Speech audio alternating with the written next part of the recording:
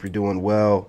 Listen, I'm not going to hold y'all up. No further ado, let's get right into this. You guys, smash that like button, subscribe if you're not subscribed, and let's get into these clips. Feel like it's a challenge? Do you feel like you're gonna be the champion that slays these boxers? Slay these boxers is wicked. Okay, that is wicked, all right? But nonetheless, I am here to help.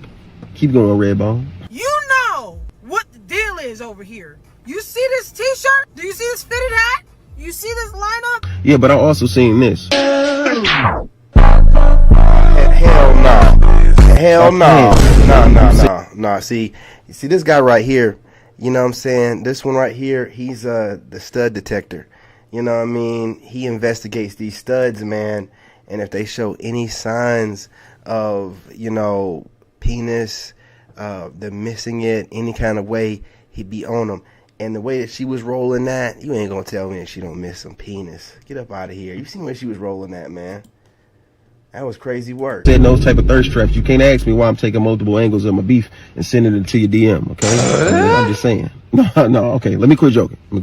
I know I appreciate my stud queens, okay? At the end of the day, they women. Do not disrespect these women. If you gonna get in, they're gonna let you in, okay? But the ones that have hit one before, I understand your slight obsession with them, okay? Multiple of my stud queens got ring cam footage of me on their porch like this. You're the only one for me. You're the only. This brother gonna get me flagged, man. Let's go on to the next one. You guys smash that like button. Let's go. And I don't believe 90% of women who say this because if this was so true, all you women would be in relationships, married, taken, boyfriends, husbands. You would even have a girlfriend. All y'all women are single and fucking around and losing in life. And your vagina is getting stretched by dealing with man to man because no woman wants to commit because they are validated by a whole bunch of scrubs and losers. You was just at a doctor and the doctor tried to holler at you. Hey, you seem very genuine. I don't give a shit. You supposed to be saving lives, not getting put.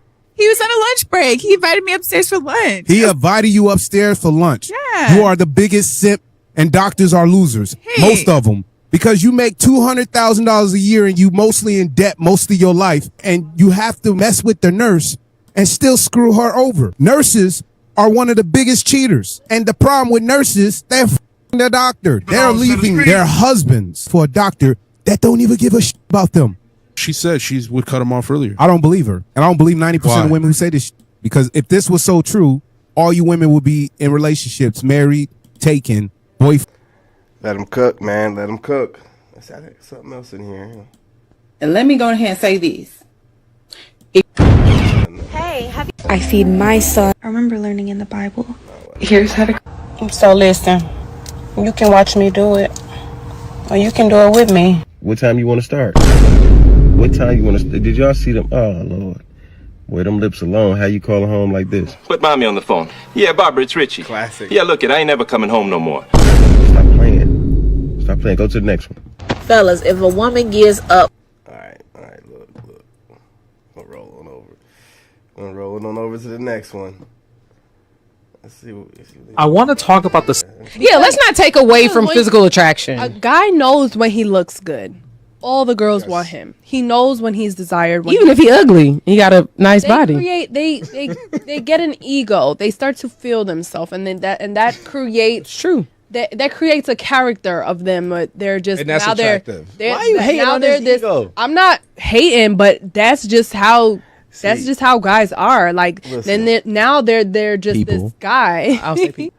Listen, why? I'm gonna let her. You know what? I'm gonna let her cook, and then I'm gonna rip her apart. Go ahead. Well, now they're just this guy that thinks that they can get any girl that they want because they can. Because they can, and even when he thinks that he wants this girl, and this girl really thinks he got him, and he goes and cheats because he can get any other girl. Okay. That's why the good looking guys end up that way. That's why the girl's crying in the video. That's why. Yeah, let's not take away from physical attraction. A guy knows when he looks good. All the girls want him. He knows when he's desired. Even if he ugly. See, here's the thing about it. Like, why do, especially, more specifically black women, always have to feel like what does it matter to her if a guy is feeling himself? And what does it matter to her what reason he has or where he draws his confidence from?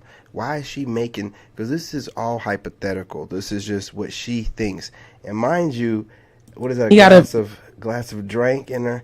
You know, she's sitting here drinking, and that's when the truth comes out. And this is what they do. They sit around and make up in their mind these weird ways to psychoanalyze why they're single and why dudes don't want them, but then they have to make sure that they're the victim. So then it's like, these guys think that they cute. Now, what does it matter? What does it matter? Is that getting you closer to getting the man that you want? You venting about men that probably don't desire you, or you consider them all to be cheaters. How is that getting you closer to your end goal? You're just talking, man. You're trying to make dudes look bad, dudes that she finds attractive. It doesn't get them anywhere. But there is consistently being propagated all over social media these circle talks like this, where they just rambling on and on about the men that they can't get and desire, even though they have plenty of men that want them. It's crazy. Nice body. They get an ego. Baby, I am not the fat bitch you can play with. Here's how you're gonna grow. You at all. You are.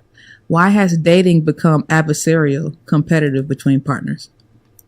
I feel like everyone has something to prove on Instagram. I've never been in a relationship where I've been in competition with my partner. Oh, with each other. Yeah, I was thinking like people are competing with other relationships. Like, I've been in relationships where I felt like I was in competition with my man before. My second time I was engaged, it felt like a competition with him. And it's crazy because, you know, I almost feel like the more that someone tries to count you out or make you feel lesser than, the ego does kick in of like, oh, I'm gonna show you how great I am. And it's funny because that's the same relationship where we were every hashtag on social media. On social media, we were relationship goals. You was in competition We with were him? black love. We were power couple. But in reality, that's the same man that looked me dead in my face and told me I would never make it. And the only way I would make it was if I married someone who made it. It wasn't the betrayal or the lies. It wasn't any of those things that made me say, let me jump out of this relationship. It was when I was like, oh, you really don't even believe in me for real. And at the time, I was in the top 3% of my company. I went on to be in the top 1% of a $9.8 billion company. It's not even about making it or not making it. It's about the fact that I trapped myself in the facade of what I was showing on the perception of my relationship on social media, that became more important. The perception became more important than my reality. And maybe you need to go through it. I needed to go through that because that's also when I was very materialistic. That's also when I was very much inside of like, let me show everyone how great I am, because meanwhile I'm at home being told that I'm not.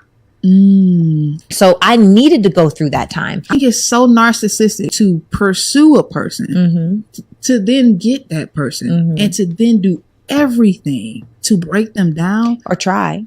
Yeah. But that's true narcissistic behavior. Yeah, right? for sure. And I think all of us, if you're a little bit of successful, you have narcissistic traits. Like it takes something to say, I'm going to be successful. I am good enough to make it. I do believe in me. I am selfish. Like some of those things are important in order to have any kind of success. But when you have narcissistic personality disorder, which is when you want to get the best person to see if you can erode them down, and you don't even know that you do it because you live in your own delusion. Like it's an actual mental illness, right?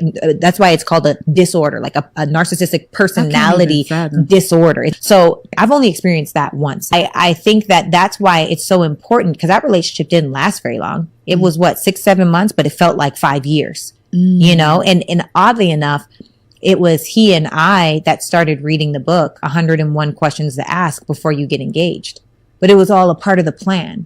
You know, let me enroll you into the vision that I have for us. We're going to get married. Let me ask your father for permission to marry you in front of you. Let me do all of these different things that just weren't the truth. So I think that ultimately the best thing that you can do if you are in a space where you're competing with your partner is why? Like we've talked about this on one of our episodes. We don't have anything to prove. There's nothing and when you get to a space where you don't have to prove anything to anybody, you can just be. And when you can just be, there's no space for competition. It's, I love you. I love what you bring to the table. I love what you're up to. I just love you, you know, I love our mission.